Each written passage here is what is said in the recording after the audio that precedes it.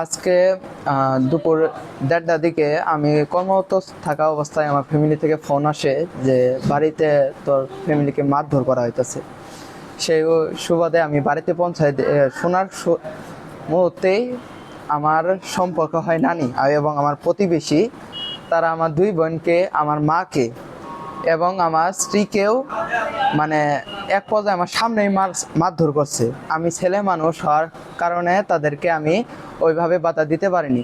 আমার কিছু আত্মীয় স্বজন তাদেরকে মানে ছাড়াই দিছে। এটা আপনারা সরাসরি যদি করতে চান, মানে ইনকোয়ারি করতে চান, তাহলে এলাকাবাসীর কাছে শুনতে পারবেন।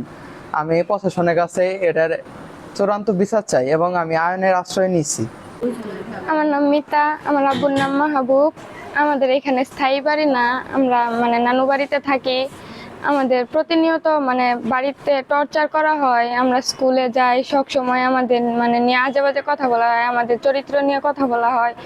মানে অতিরিক্ত আমাদের প্রতিনিয়ত এইভাবে টর্চার করে।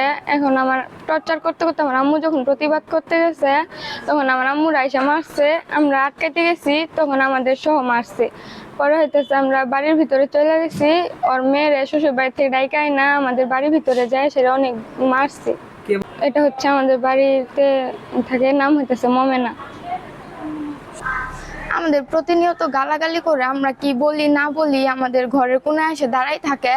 বাজারে ঘাটে সব জায়গায় আমাদের বদনাম ছড়ায়। আমরা স্কুলে যাই, আমাদের নামে বদনাম বলে, যাতে আমাদের কোনো মানে ভালো জায়গায় বিয়ে না হতে পারে, আমাদের নামে অনেক আজে বাজে কথা বলে।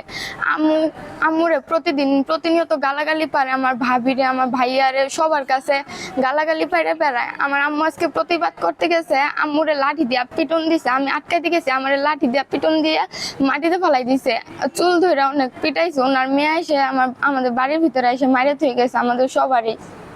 আমি শিখা, আমার কাছকে মানে অনেক মারধর করা হয়েছে। আমি এই জায়গার স্থানীয় না বলতেই আমি মানে একটু জায়গা কিনে, নানার অংশ কিনে আমি বাড়ি করে আসি। আমার এই জায়গাটুক নেওয়ার জন্য আমার সাথে অনেক অত্যাচার করে, আমার পোলাবানের সাথে অনেক অত্যাচার করে।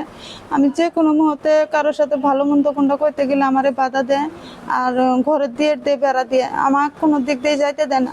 আজকে প্রতিবাদ করছি, আজকে প্রতিবাদ করাতে